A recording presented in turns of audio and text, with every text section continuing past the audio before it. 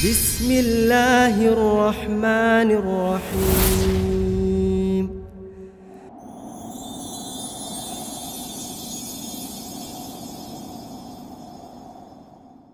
Kiat yang paling pertama, teman-teman sekalian, yang harus kita fahami adalah syukur. Syukur, ya. Mensyukuri nikmat yang Allah berikan. Tidak akan pernah bertambah sebuah nikmat tanpa syukur, ya.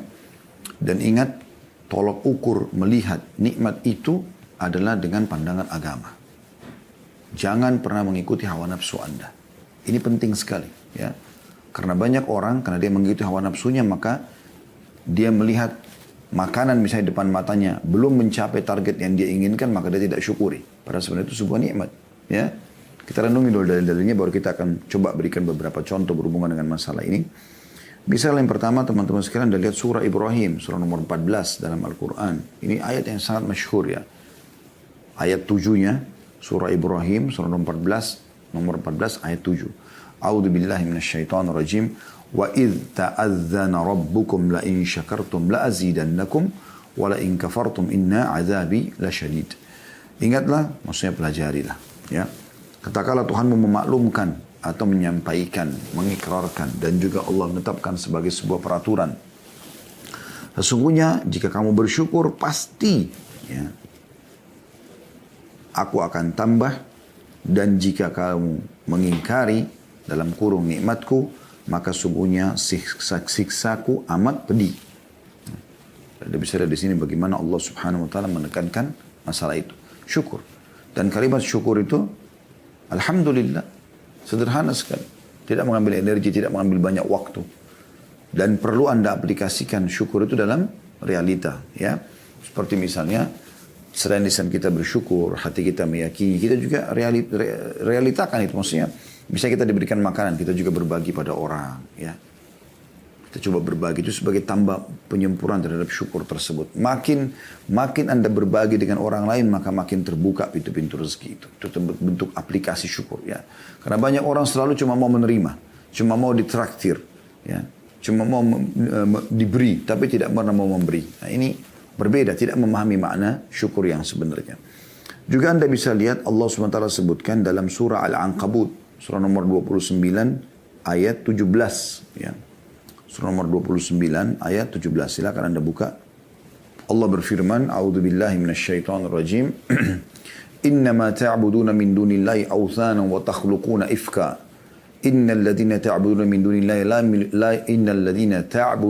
dunillahi la yamlikuna lakum rizqan fabtagu 'indallahi rizqa wa'budu washkuru la ilaihi turja'un.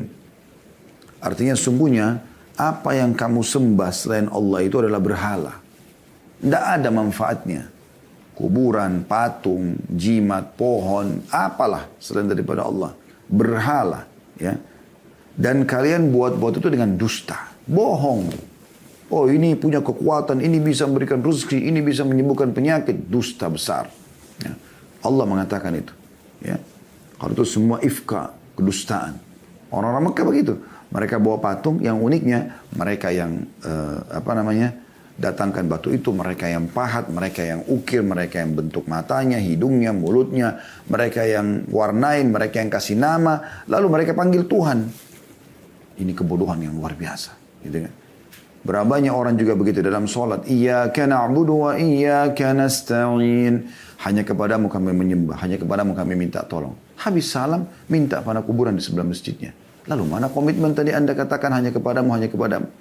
Imam Nawawi rahimahullah mengatakan, aku heran melihat orang-orang yang meminta-minta pada kuburan. Padahal sebenarnya dalam kuburan itu orang seperti dia yang sudah jadi tulang belulang. Kalau kita yakin kuburan orang soleh itu bisa memberikan manfaat kepada kita, kenapa kita tidak yakin kepada pencipta dia? Pencipta tanah dan batu nisan itu adalah Allah yang lebih mampu. Dan Allah Al-Hayyul Qayyum, zat yang maha hidup dan terus-menerus mengurus makhluknya. Itulah yang dilakukan oleh para sahabat Nabi Ridwanullahi alaihim. Sendal mereka putus, mereka angkat tangan ke langit mengatakan, Ya Allah, berikan aku rezeki. Minta kepada Allah. Apapun Allah menyuruh kita manja kepadanya. Minta. Makanan, minuman, apa saja. Dalam sebuah hadis qudsi riwayat Bukhari kan begitu. Ya.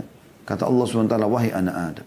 Ya. Kalian semua lapar kecuali yang kuberikan makanan, mintalah makanan padaku. Kalian semua haus kecuali yang kuberikan minuman, maka mintalah minuman kepadaku. Kalian semua tidak menggunakan pakaian kecuali aku berikan, mintalah kepadaku.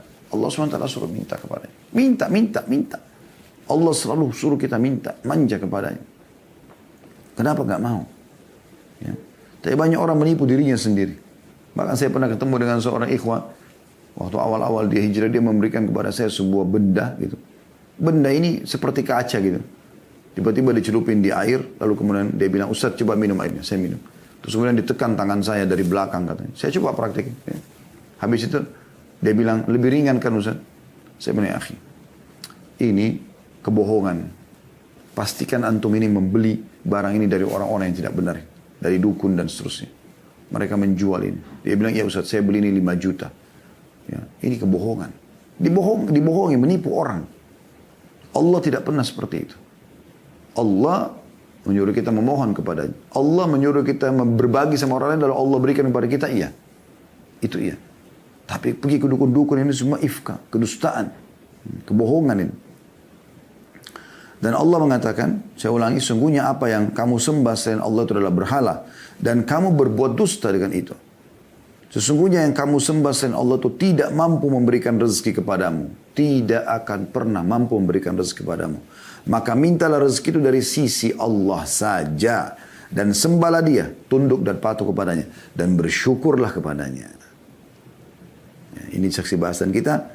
Ya, hanya kepadanya lah kamu akan dikembalikan. Ini penting teman-teman sekalian. Ya.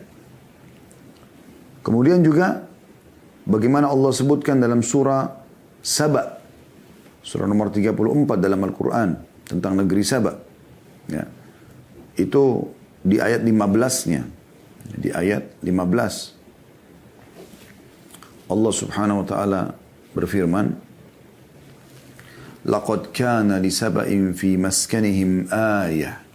Jannatani an yamini wa shimal. Kulu min rizki rabbikum washkuru lah. Baldatun tayyibatun wa rabbun ghafur.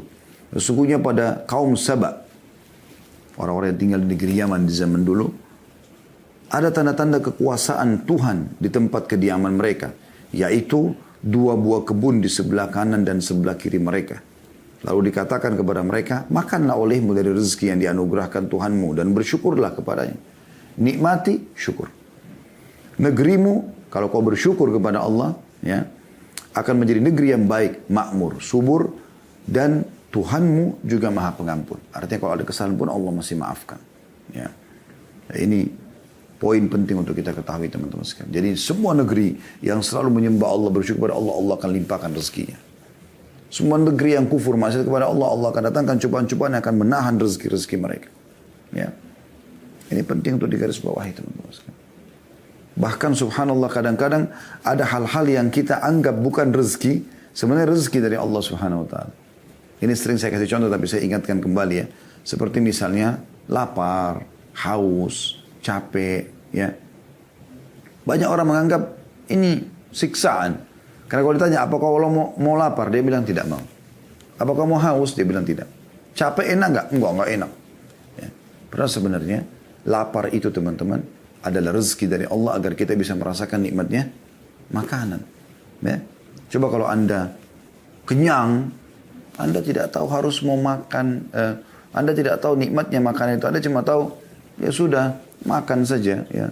Apa yang mau makan, mau manis, asam, pedas, oke, kita pilih. Tapi kalau orang lapar teman-teman, dia tahu bagaimana nikmatnya makanan itu. Ya.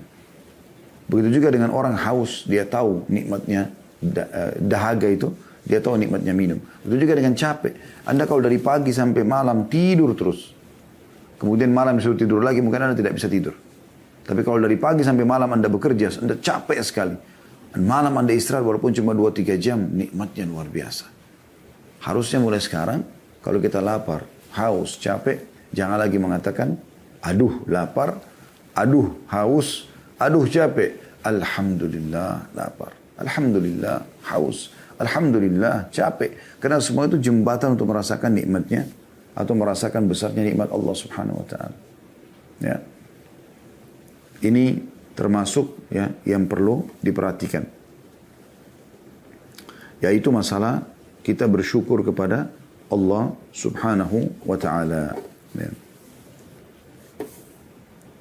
Selanjutnya teman-teman sekalian, yang kedua yang harus kita perhatikan, ya, kiat untuk mempertahankan dan menambah rezeki yaitu bersedekah. Nah, ini sebenarnya bentuk aplikasi dari syukur itu, dari ucapan syukur ya. Tapi kita bersedekah, keluarkan harta. Biasakan bersedekah. Cintai sedekah ini sebagaimana juga Anda suka dan cinta kalau Anda diberi kepada orang. Jadi suka memberi sebagaimana juga kita suka diberi, ya. Seperti itu kurang lebih gambarannya. Dan ini poin yang mesti digarisbawahi karena ini penyebabnya. Penyebab rezeki itu. Perhatikan dalam surah Al-Baqarah, surah nomor 2 ayat 254. Allah Subhanahu wa taala berfirman, A'udzu billahi minasyaitonir rajim. Ya ayyuhalladzina amanu anfiqu mimma razaqnakum min qabli an ya'ta yawmun la bay'un fihi wa la khullatun wa la syafa'ah wal kafiruna humudz zalimun. Hai orang beriman, berinfaklah apa yang telah kami jadikan rezeki kepada kalian. Ya. Sebelum datang hari tidak ada lagi transaksi, nggak ada lagi persahabatan, nggak ada lagi pertolongan, dan orang-orang kafir adalah mereka yang menzalimi diri mereka sendiri. Ya. Apa yang engkau infakkan saudaraku muslim, maka itu menjadi penyebab datangnya rezeki. Ya. Anda bisa lihat juga dalam surah Ibrahim, surah nomor 14 ayat 31 sampai 34, ayat 31 sampai 34. Ya. A'udzu billahi minasyaitonir rajim. Sekali lagi surah Ibrahim ayat 31 sampai 34. Qul li ibadiyalladzina amanu yuqimus salata wa yunfiqu mimma razaqnahum sirran wa alaniyatan min qabli an ya'tiya yawmun la bay'un fihi wa la khilal. Ini ayat 31-nya ya. Yang artinya, katakanlah kepada hamba-hambaku hai Muhammad yang telah beriman. Tentu orang tidak beriman tidak tersentuh, tapi orang beriman tersentuh. Hendaklah mereka mendirikan sholat, jaga sholatnya, menafkahkan sebagian rezeki atau harta ataupun rezeki yang kami berikan kepada mereka secara sembunyi-sembunyi ataupun terang-terangan sebelum datang hari kiamat. Pada hari itu tidak ada lagi jual beli dan tidak ada persahabatan. Ya. Lalu Allah menjelaskan, yang memerintahkan kalian untuk menginfakkan itu supaya Allah gantikan juga, ya, itu Allah. Siapa dia? Allah perkenalkan dirinya di ayat 32-nya. Langsung lanjut setelahnya. Allahul ladzi khalaqas samawati wal arda wa anzala minas samaa'i ma'an fa akhraja bihi minats thamarati rizqan lakum wa sakhkhara lakumul fulka litajriya fil bahri bi amri wa sakhkhara lakumul anhar. Allah lah yang memerintahkan kalian berinfak dan menjanjikan akan menggantikan itu. Allah lah yang telah menciptakan langit dan bumi dan menurunkan air hujan dari langit. Kemudian dia mengeluarkan dengan air hujan itu berbagai buah-buahan. Menjadikan rezeki yang dijadikan rezeki untuk kalian. Dan dia telah menundukkan bahtera bagi kalian. Supaya bahtera itu berlayar di lautan dengan kehendaknya. Dan dia telah menundukkan pula bagimu sungai-sungai. Bisa diambil airnya, bisa diambil ikannya, bisa diambil perhiasannya dan segala macam. Ayat 33-nya. وَسَخَّرَ لَكُمُ الشَّمْسَ وَالْقَمَرَ Saya ulangi, وَسَخَّرَ لَكُمُ الشَّمْسَ وَالْقَمَرَ دَائِبَيْنِ وَسَخَّرَ لَكُمُ اللَّيْلَ وَالنَّهَارِ. Dan dia juga telah menundukkan pula bagi kalian matahari dan bulan. Matahari terbit pagi hari itu benar malam, maghrib. Bulan keluar malam gitu kan. Itu semua ditundukkan. Dan terus menerus beredar dalam orbitnya. Dan telah menundukkan bagimu juga malam dan siang. Malam istirahat, siang untuk beraktivitas. Ayat 34-nya. وَآتَاكُمْ مِنْ كُلِّ مَا سَأَلْتُمُوهُ وَإِنْ تَعُدُّ نِعْمَةَ اللَّهِ لَا تُحْصُوهَا إِنَّ الْإِنسَانَ لَظَلُومٌ كَفَّارٌ. Dan dia telah memberikan kepadamu keperluanmu dan segala apa yang kamu mohonkan kepadanya. Dan jika kamu menghitung nikmat Allah, tidaklah dapat kamu menghitungnya. Nah, sesungguhnya manusia itu sangat zalim dan sangat mengingkari nikmat Allah. Mungkin ada pertanyaan muncul di sini di benak Anda. Ustaz, Allah bilang, ya, Allah telah memberikan semua yang kita minta. Wa atakum min kulli ma sa'altumuh. Tapi masih ada permintaan saya yang belum Allah kasih, Ustaz. Saya jawab begini. Yang Allah kasih kepada Anda jauh lebih banyak. Dan yang belum Allah kasih 1-2 masalah saja. Buktinya, bukan karena tiap hari lapar. Apa yang Anda katakan teman-teman sekalian? Lapar. Tiba-tiba otak kita berpikir mau ke restoran mana, mau makan apa. Dan mudah kita dapatkan. Tinggal korek kantong kita, keluarkan uang, gesek ATM, selesai. Kita bisa makan. Dan tiap hari itu, tiap hari. Anda sekarang umurnya berapa tahun? 30, 40, 50, 60 tahun? Hah? Tiap hari Anda makan. Kalau tidak, kalau Anda tidak makan, mungkin Anda sekarang sudah tidak hidup. Bukankah tiap hari kita haus? Kita cuma mengatakan haus. Tiba-tiba terpikir di benak kita, minum nih. Minum es teh manis kah, es jeruk, minum apalah, hangat, dingin. Ya, terserah kita. Kita tinggal minum. Dan tiap hari kita bisa gonta-ganti minuman, makanan, mau kopi, mau teh, dan segala macam. Ya. Bang, bukankah tiap hari teman-teman sekalian, ya, kita selalu butuh nafas, kita selalu butuh pendengaran kita selalu butuh cahaya untuk mata kita selalu butuh berfungsi anggota tubuh kita sampai hidung kita bisa membedakan mana bau wangi, bau busuk seketika. Lidah kita bisa bedain mana asin, mana pedas, mana ya pahit dalam waktu seketika. Nah, semua masih bisa berfungsi dan ini luar biasa ini bagaimana Allah Subhanahu wa taala memberikan semuanya. Yang belum diberikan mungkin Anda minta menikah sama seseorang, Allah belum kabulkan. Anda minta disembuhkan penyakit, ada penyakit Allah belum kabulkan. Di situ ya, di poin itu. Mungkin Anda mau bekerja, minta pekerjaan belum Allah berikan. Tapi ini hanya belum diberikan saja. Ya, Allah melihat kesungguhan kita dan kata Nabi SAW, kalau seseorang itu, ya, Allah melihat keindahan dia dalam berdoa, maka Allah menerlambatkan jawabannya agar dia tetap dalam doanya. Seperti itu. Itu luar biasa itu. Atau supaya tetap dia dapat dalam doanya. Atau memang Allah belum berikan karena memang masih ada penghambat-penghambatnya. Seperti dosa yang dia lakukan misalnya. Ya. Jadi sangka baik dengan Allah Subhanahu wa ta'ala.